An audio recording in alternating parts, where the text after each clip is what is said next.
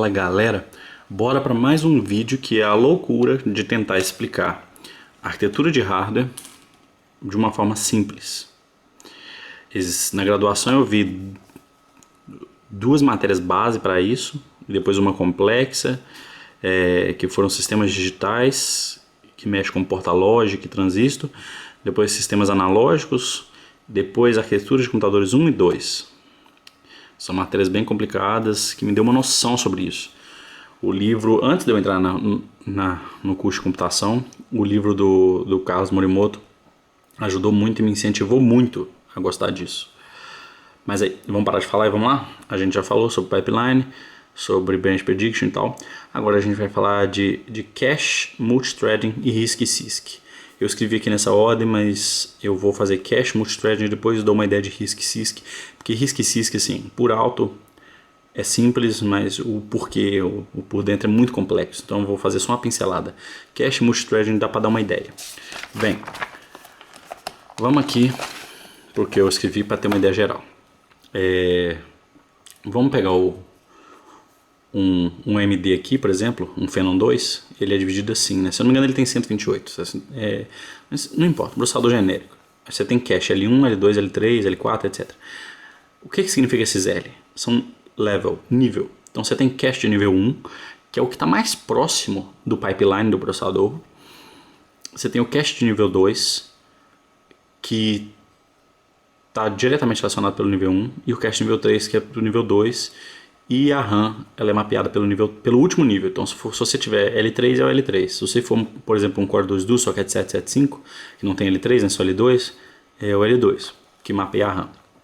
O que é esse mapear? O que é tudo? Vamos lá. E velocidades, claro. O cache de nível 1 ele é ultra rápido. Mais rápido que ele é só os registradores. Só que os registradores, tipo assim, na arquitetura RISC-CISC, vamos lá de novo. Vamos escrever isso aqui, que isso é muito importante. RISC-CISC. A arquitetura CISC ela é uma arquitetura complexa.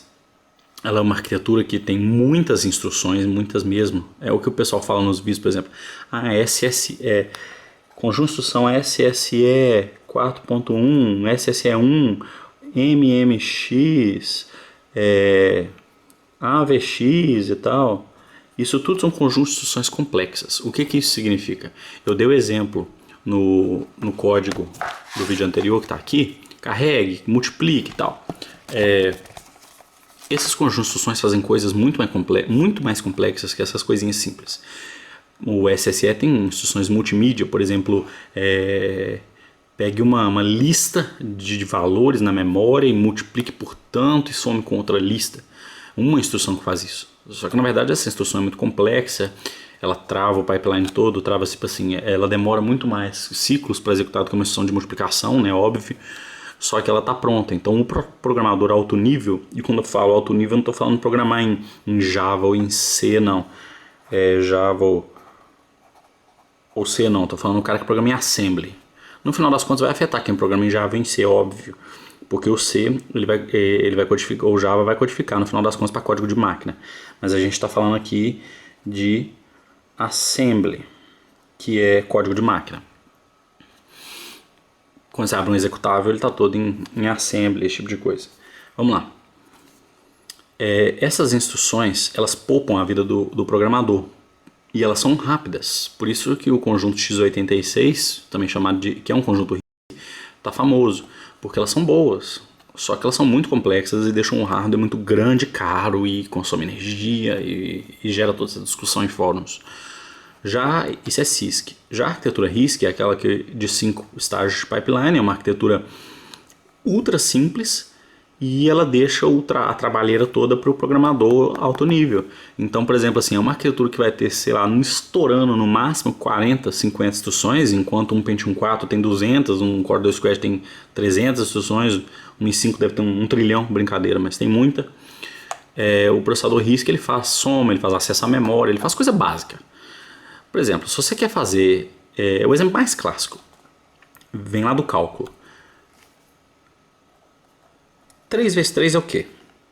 9. Como é que você sabe disso? Porque você pegou 3, somou com 3, somou com 3. Você fez 3 somas do número 3. É isso que significa 3 vezes 3. Então o processador não precisava nem ter multiplicação. Só com soma você consegue fazer 3 vezes 9. Só que aí o seu código fica mais complexo. Em vez de uma linha de código falando 3 vezes 3 e o computador te retorna 9, você teria que falar assim: enquanto o contador de 0 a 3 não acabar, some o valor 3. Aí soma 3, com 3, com 3. Na hora que acabar isso, ele gasta umas 5 instruções para poder fazer o que o CISC faz em uma. Essa é a diferença clássica entre RISC e CISC. Só que o RISC, ele é muito mais fácil de comparar, porque o desempenho está por clock. Porque as instruções são básicas. Então, o desempenho vai ser o quanto de clock que o processador consegue dar. Já o CISC não, vai ser o quão bem você implementa essas instruções. Essas instruções precisam acessar a memória, então o cache tem que ser rápido. E vem um monte de outros problemas por aí. Mas a gente gosta de treta, né? Então vamos. Explicado o que é isso, eu acabei explicando o que é CISC e RISC, show. O cache L1, ele é o que está mais próximo da memória e é o único que tem duas camadas dele. O L2 é um só, o L3 é um só e por aí vai. Mas o L1 tem, por exemplo, 64 KB de instruções e 64 KB de dados. O que isso significa? As instruções são programas que estão gravados no HD, que vão para a memória RAM, que vão para L3, que vão para L2, que vão para L1. Eles vão sendo carregados. Então o L1 ele tem o que ele chama de cache de instrução, que é o que ele puxa o que ele tem que fazer. E ele tem o cache de dado. Dado é o que ele precisa usar nessa instrução. Então, por exemplo, se você manda ele multiplicar duas coisas, essas duas coisas estão na memória, vão estar no dado as coisas que você tem que multiplicar. Agora, o fato de você mandar ele multiplicar está no cache de instrução, por isso que ele é dividido. Esse 64, nós não vamos falar do cache de instrução, que é muito complexo, muito mesmo, mas basta saber que ele é o que vai jogar no contador de programa, que é o que vai fazer a ordem de execução de um programa. Mas vamos lá. O cache de dados, o que ele vai fazer? Ele vai ter essas informações. Mas vamos supor que o processador peça uma informação que está na posição de memória, sei lá, é tudo em hexadecimal, por isso que a gente escreve assim, 0xFF. Ele vai lá e pede essa informação. Ele vai perguntar, entre aspas, tem circuito para isso.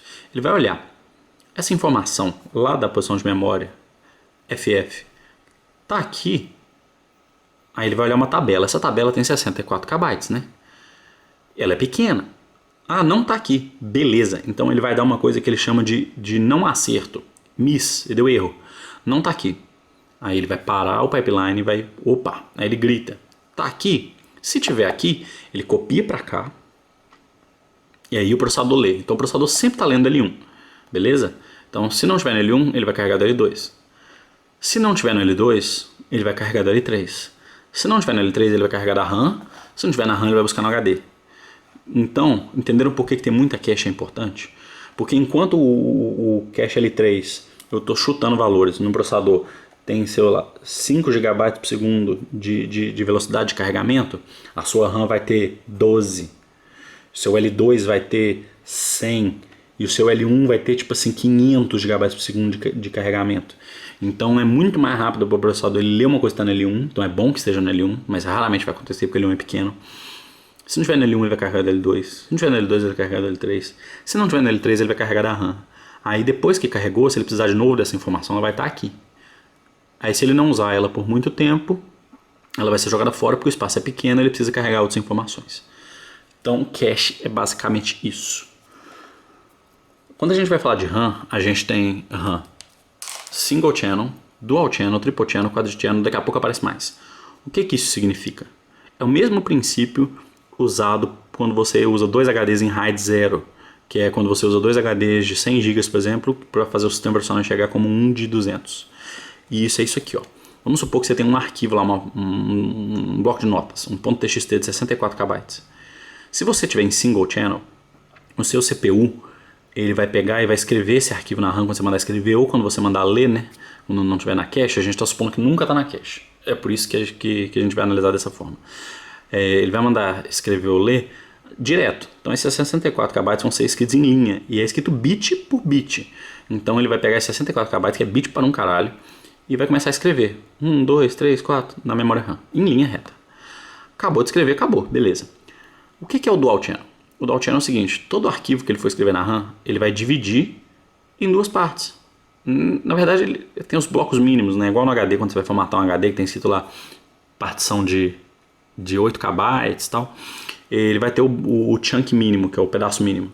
Mas aí, indiferente a isso, ele vai pegar e dividir. Por exemplo, um arquivo de 64 KB vai ser dividido em 232 e vai ser escrito ao mesmo tempo, 32 bits. Então, o mesmo arquivo que em single channel demoraria um tempo X, em dual channel demora X sobre 2 para ser escrito ou lido da RAM, porque metade dele está sendo escrito por um canal, outra metade no outro. Então, por exemplo, se você tem dois pentes de 512 MB de RAM e um arquivo de 64 para ser escrito, 32 KB do seu arquivo estão em um pente da memória, 32 estão no outro pente da memória. O tri-channel é a mesma coisa, é dividir em 3. Só que normalmente dividir em 3 não é legal, porque não vai dar um número redondo. Eu fiz um exemplo de 64 KB dividido, daria 21.3. Ele vai ter que arredondar isso para cima e deixar espaço em branco. Vai dar 22. Mas mesmo assim, ainda é melhor escrever 22 do que escrever 32. Então o triple channel vai escrever em 3 canais de memória. O quadri-channel é melhor ainda, que é o do Socket 2011, por exemplo. Você vai dividir em 4 pedaços de 16 e escrever nos 4 canais de memória. Vamos para a placa-mãe da AMD para a gente entender isso. O que vai acontecer? Aqui, por exemplo, é Dual Channel. A gente tem 4 pentes de memória. É para isso que existem essas cores, pente preto e pente azul. Porque por mais que você tenha 4 pentes, você não tem quadri-channel aqui, você tem Dual Channel. Então o que acontece é que os pentes da mesma cor são um canal só. O sistema operacional vão ver eles como um pente só. Então, por exemplo, isso aqui está em Single Channel, tá? Porque quando você usa 3 pentes, desativa o Dual Channel. Isso aqui é burrice. Mas vamos lá. Vamos supor que estejam uns 4 pentes aqui. O que vai acontecer é que... E vamos supor que sejam tudo pente de 256 MB. O que vai acontecer é que ele vai ver esse pente azul e esse pente azul como um pente de 512. E esse pente preto e esse pente preto como um de 512. E vai dividir o arquivo em 2 e jogar para cada um. Entendeu? É isso que vai acontecer. Se isso aqui fosse quadri-channel, eu ia dividir em 4 e ia 1 para cada canal. Triple channel ia dividir em 3 e 1 para cada canal. E essa é a ideia de single channel, dual channel e triple channel. Espero que tenha dado para ficar bem claro o que é isso e o porquê isso é importante, né? E isso é um gargalo, então nunca desative o dual channel, nunca mesmo, simplesmente não vale a pena. Nesse vídeo então a gente matou o que é RISC e CISC, o que é cache e o que é RAM. Agora o que é multithread para a gente encerrar esse vídeo? É bem simples também. Vamos supor que você tem agora 2 núcleos em vez de 1. 3, vamos supor 3. O que vai acontecer? Um núcleo vai fazer cada instrução, não vai? Isso que seria o ideal. Só que isso nunca acontece. Você sempre precisa de um núcleo mandando. Por quê? Porque os programas são executados em ordem linear. Então, um núcleo precisa decidir o rumo de ação. Tipo assim, onde vai ter pulo, esse tipo de coisa. Então vamos supor que eu fosse fazer esse programa de forma multithreading. Eu teria que reescrever ele, né? Mas vamos entender. Vamos supor que eu mando um núcleo carregar o R2 para um registrador dele, um núcleo para o cache L3, um núcleo carregar para carregar essa outra informação. Mas o primeiro núcleo ele tem que fazer essa decisão de pulo e o pulo em si. Então, você está vendo que eu não consegui usar os 3 núcleos, eu consegui usar 2 e mesmo assim o primeiro está sendo mais usado porque a decisão está sendo feita por ele. Então, programar multitarefa é simplesmente o satanás. Fica mais fácil em jogo porque, tipo assim, às vezes carregar uma caixa e carregar outra caixa, uma não interage com a outra. Então uma parte do código não tem nada a ver com a outra parte do código. Então você pode mandar um núcleo fazer cada coisa e tal. Só que exige muito trabalho e limpeza de código. Para resumir, é muito trabalhoso programar em multithreading, então não é fácil. É por isso que demora para gerarem métodos para programar em multithreading. No passado era 2 núcleos, na época do Core 2 Squad, o Core 2 Squad quase não era usado. Um Core 2 Duo tinha o mesmo nível de desempenho por causa disso que eu acabei de citar. E hoje em dia está indo para os 6 núcleos. Os 8 núcleos não é usado muito bem ainda para jogos, né? Edição de vídeo ainda porque edição de vídeo é muito simples. Você tem aqui um vídeo. Ah, beleza. Eu tenho que renderizar, não tem? Eu tenho quantos núcleos? 32. Divide o vídeo em 32 pedaços. Cada núcleo renderiza um pedaço, depois é só juntar o trabalho. Então, renderização de vídeo ainda é mais tranquilo fazer multithread. Mas jogo não. E outros programas também não dá não. Uma coisa do cache que eu esqueci, lembrando aqui no multithreading, é que isso aqui é um processador de um núcleo só, né? Quando você tem um processador de mais núcleos, o que vai acontecer? O cache L1 Cada núcleo tem o seu, porque cada núcleo está executando aquelas instruções e precisa daqueles dados para executar aquelas instruções. Alguns CPUs, por exemplo, da AMD antigos e tal, o L2 cada núcleo tinha o seu. E o L3 era compartilhado entre todo mundo. Nos processadores da Intel, por exemplo, nesse Pentium Dual Core aqui, ó. Esse Pentium Dual Core tem 1 MB de cache, tá vendo? Não, ele tem 2 MB de cache. E ele tem 2 núcleos. Então, esse cache de 2 MB é o L2 no Pentium Dual Core. Esse L2 é compartilhado. Então, quer dizer que cada núcleo vai ter o seu L1, mas esse L2 os 2 núcleos vêm para poder ser usado nisso aqui que eu falei. Então, por exemplo, carregou isso, vai carregar para onde? Vai carregar em um programa que é multithreading, ele vai carregar no cache, em que todo mundo vê, né? Óbvio. E aí, todos os núcleos podem ver aquela informação e trabalhar nela em conjunto. E isso também é outra coisa complicadíssima. Nossa Senhora. Então, é basicamente isso para esse vídeo. Espero que vocês tenham entendido. Qualquer dúvida pode pôr aí nos comentários. O multithreading também foi. E com isso, eu acho que eu vou estender esse vídeo. Vou matar o terceiro, que é a relação do CPU com os outros componentes. Que agora vocês já basicamente entenderam o que acontece aqui dentro desse. Então quer dizer que o CPU, querendo ou não, ele ainda é o mestre de um computador. E em jogos isso atrapalha muito, porque é ele que vai decidir a próxima coisa da cena a ser calculada. E é ele que vai mandar isso para a placa de vídeo, que vai gerar os bottlenecks e tal. Bom, meu computador é um i5-2500K com 16 GB de RAM, com uma GTX 550 Ti. Vocês vão ver que a 550 Ti é o bottleneck aqui, óbvio, porque, né, ela é bem mais fraca que o i5. Vocês podem ver que é muito melhor esse tipo de bottleneck que os outros, porque nesse tipo de bottleneck o processador está folgado, então ele consegue alimentar a GPU num fluxo assim constante, no fluxo dela. Então o processador consegue ir sempre dando para ela informação no mesmo intervalo de tempo. E tudo no computador, tudo no hardware é timing, é tempo. Então, por exemplo, o CPU vai e manda. Aí daqui a 30 milissegundos ele manda de novo, daqui a 30 ele manda de novo, daqui a 30 ele manda de novo, daqui a 30 ele manda de novo. E isso vai deixar o jogo mais gostoso de ser jogado. Por mais que você só tenha 30 FPS, você tem 30 FPS o tempo inteiro. Então o negócio é bem linear, bem constante. É diferente de um bottleneck de placa de vídeo. É um bottleneck de processador. Por exemplo, se eu estivesse usando esse corno desse Pentium 4 aqui com uma RTX 2080, o que ia acontecer? O processador vai lá, consegue carregar aquela informação daquela cena e manda para a placa de vídeo com muito custo. Beleza. Agora a próxima cena é um pouco diferente. Então ele vai demorar 20 milissegundos. Aí ele manda. Aí na próxima cena ele demora 30. Aí ele manda. Na próxima ele demora 45. Ele manda. Na próxima é mais fácil. Ele demora 10. Então o que acontece? O seu FPS ele vai ser assim, ó. Você pode até ter uma média de 100 FPS. Mas você vai ter 100, 60, 30, 120. Tá, isso é horroroso. O jogo fica muito ruim. É preferível você ter 30 o tempo inteiro do que você ter uma média de 100 e ficar... o gráfico de FPS ficar assim, ó. E isso acontece por causa de processador fraco. Então, antigamente eu julgava loja de hardware que vendia computador para jogo com processador enorme, placa de vídeo mais ou menos, mas isso é muito mais gostoso de usar do que um CPU fraco com uma placa de vídeo enorme, entende? E quando você tem pouca RAM, é o mesmo sintoma, porque você tem que ficar acessando o HD o tempo inteiro, e o HD é lento, então você vai ter um frame aqui, um frame ali, um frame aqui. Só que quando você tem pouca RAM, um CPU forte, uma placa de vídeo forte, você tem a parada. O jogo roda liso, para. Roda liso, para. Por causa que ele está acessando a RAM, está acessando o HD. Então esses tipos de bottlenecks são bem diferentes. Espero que vocês nunca tenham comprado um Pentium 4. Se vocês tiveram, vocês foram enganados pelo marketing da Intel, porque esse trem é uma bosta.